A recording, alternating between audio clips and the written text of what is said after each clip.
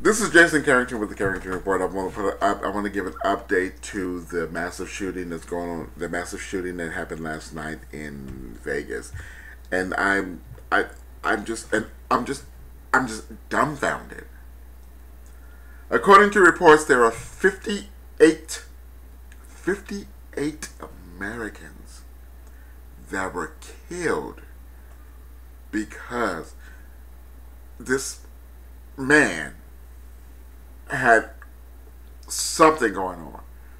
Nobody knows what it is. The family of this killer, the family of this domestic terrorist, this family of this white domestic terrorist, not a Muslim, not an immigrant, a white domestic terrorist, has killed 58 people because he felt like it, and wounded 515 people because he felt like it. According to his family, he didn't have no problem. He owned a couple of houses. He had money. He won a lawsuit. He had money. He was very well off. He was a rich white man. So there should be nothing going on that he has to kill 58 people because he felt like it. There is nothing that will justify him killing 58 people, 58 Americans, because he felt like it. Wounded 515 people because he felt like it. There's nothing that justifies that. Nothing. Americans are too busy worrying about Muslims and blacks and immigrants and all this other stuff. And Caucasian people are just walking around doing their thing. I'm not going to say all Caucasians are domestic terrorists, because I'm not going to say that. Even though all black people do drugs, all black people are on welfare, all black people do that. See, I'm not going to say that. I'm not going to say all white people are domestic terrorists, because they're not. But all black people on drugs. But that's a different story. That's a different topic for another time. I'm talking about the massive shooting in Vegas. My hearts go out to their families, because they went out to watch their favorite star, country and western. They had kids on their shoulders. It was like a love fest. People were drinking beers, having a good time. Hey, what's up? How you doing? Long time no see. People coming from California, Texas, all around the country to go to Vegas to watch this love fest. And this domestic terrorist killed 58 people, wounded 515 because he felt like it. He walked into that Mandalay Bay Hotel on Thursday of last week. Thursday, knowing that he was going to kill people. Drinking, gambling, having a good time. His companions, we were having a good time. We were drinking. We were having a good time. I would have never imagined this person doing this. He didn't even have, and another thing, another topic for a different time, but I'm still going to bring it up. And they keep on saying, well, he had no record. He had no police record. Like, that should tell you something. Just because you have a police record, then you're automatically prone to doing bad things. This person did not have a police record. This person had a ticket. A driving ticket. No police record, no criminal record, no killing record, no record at all. The police said they didn't even know this person was in town. But last night, he walks into Mandalay. You know what? People are going to say, well, maybe he was mentally distraught. Maybe no. None of that. He knew what he was going to do. He walked into that Mandalay Bay Hotel with 10 rifles. 10. Knowing that this was going to be in town, and he killed 58 people and wounded 515 for no reason. Well, there is a reason, but because he felt like it. Because he had a bad day. If you have a bad day, go hurt yourself. Don't take anybody with you. If you have a bad day, go do something to yourself. Don't take anybody with you. He killed 58 people because he felt like it. He wounded 515 people because he felt like it.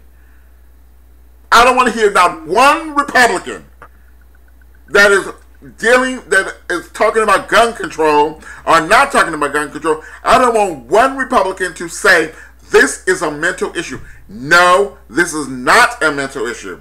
He walked into that hotel with 10 guns, knowing what he was going to do, and he did it. He didn't go into the venue. He went into the hotel on top of the venue and slaughtered 58 people and wounded 515 people because he felt like it. He got up on the wrong side of the bed today. He got up on the wrong side of the bed someday. One day he got up on the wrong side of the bed. And he said, I'm going to go kill people. No rhyme, no reason. There is no reason that they can give. There is no mental reason. There's no financial reasons. There's no reason that will justify him killing 58 people because he felt like it. Because he felt like it.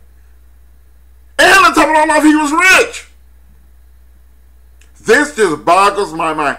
We got bans all over this country. We are banning Muslims. We're kicking out immigrants. We're jailing blacks. We're doing all this stuff. And this white man walks into the Mandalay Bay knowing he was going to kill people with 10 rifles and kill 58 people because he felt like it. Wounded 515 people because he felt like it. But we're worried about Muslims and blacks and immigrants and Mexicans and all this other stuff. This white man is roaming around America with 10 guns. And I'm not going to say whites.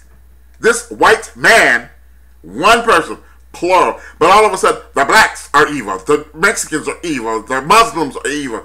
But I'm not going to say the whites are evil. I'm going to say this white man walks into Mandalay Bay with 10 guns. 10. And he is not searched. His luggage is not searched. Nothing is looked at. And he slaughters 58 people because he felt like it. Because he felt like it.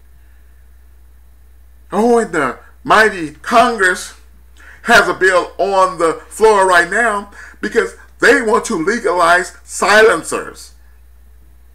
Because the hunters, we have to worry about the hunters' ears. No, we don't need to worry about the hunters' ears. We need to worry about what's going on in America. We need to worry about American people. American people that there's no reason that an American citizen needs a silencer.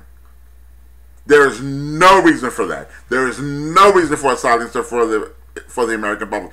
And on top of the law, not only do Congress want people to be able to sell silencers to the general public, they're already selling bullets that can pierce through bulletproof vests.